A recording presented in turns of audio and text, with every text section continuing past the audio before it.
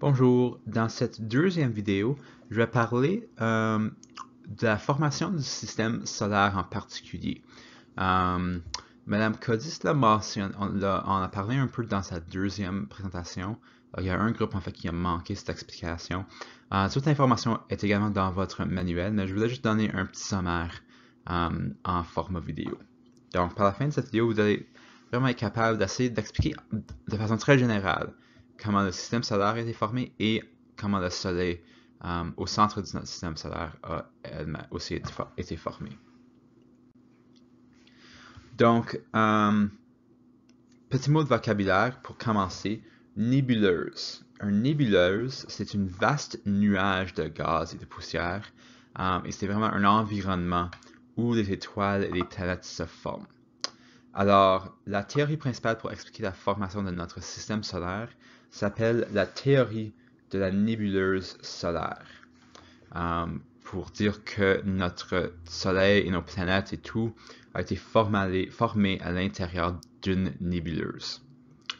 Donc, première étape, on voit ici, étape A, qu'il y a comme un nuage assez aplati de poussière, de gaz, de matière qui tourne qui fait une rotation autour d'un centre.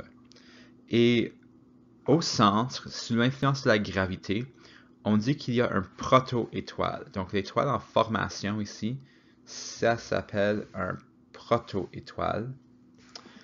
Et ça commence à se former au milieu, puis toute la matière tourne autour de ce noyau. Puis la proto-étoile n'est pas encore une étoile parce que c'est pas encore stable.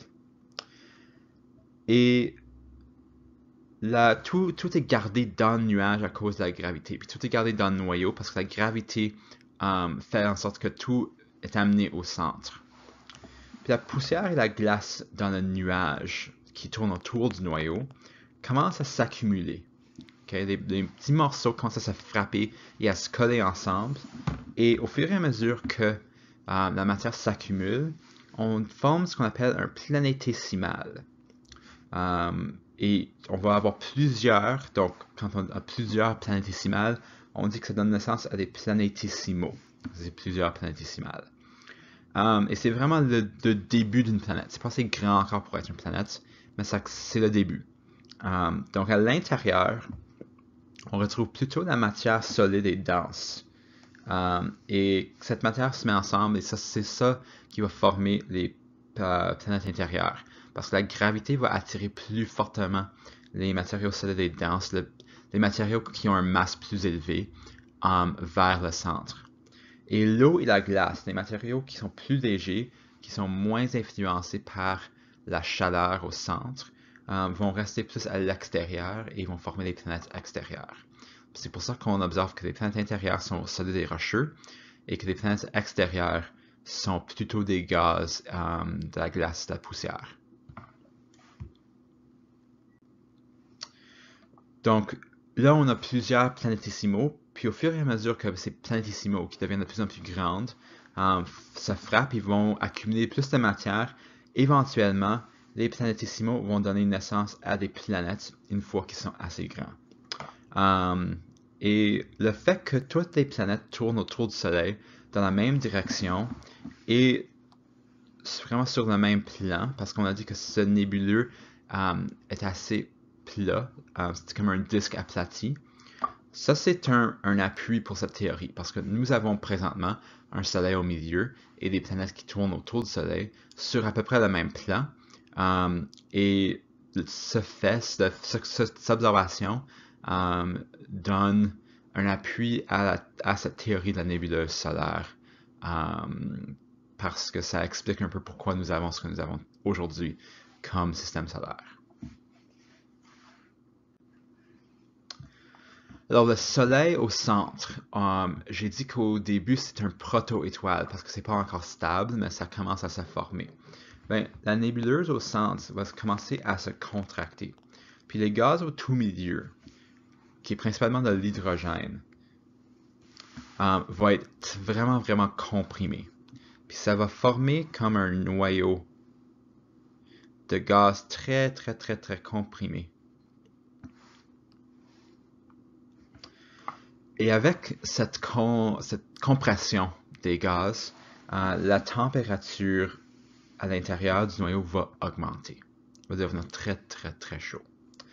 Puis quand la température devient assez élevée, la fission nucléaire va débuter. Donc la fission nucléaire, c'est le processus par lequel plusieurs atomes se mêlent ensemble pour former un nouveau atome. Okay? Donc ici, ce qu'on voit, c'est que les atomes d'hydrogène vont réagir ensemble pour former de l'hélium. Et quand cette fission nucléaire a lieu, ça relâche un montant énorme d'énergie. Okay? Et la pression, là on va avoir la fission nucléaire au centre, et ça va relâcher un montant énorme d'énergie et de pression vers l'extérieur. Okay? Puis sans la gravité, essentiellement ce qu'on aurait, c'est comme une explosion. Okay? Toute la matière, la fission nucléaire au centre crée une explosion qui renverrait l'énergie dans tous les autres sens, autres qu'au milieu. Mais la gravité exerce une pression vers l'intérieur. Donc la gravité exerce une pression opposée vers l'intérieur du noyau. Puis quand les deux forces sont en équilibre, l'énergie de la fission nucléaire qui sort et la gravité qui rentre, quand ces deux forces sont en équilibre, on dit que l'étoile est stable. Et la protoétoile devient maintenant une étoile, une fois que ces deux forces sont stables. Au tout début, il va y avoir plus de gravité que d'énergie qui sort. Et une fois que l'énergie qui sort est égale à la gravité qui rentre, le protoétoile va être stable et on va être capable d'appeler une étoile.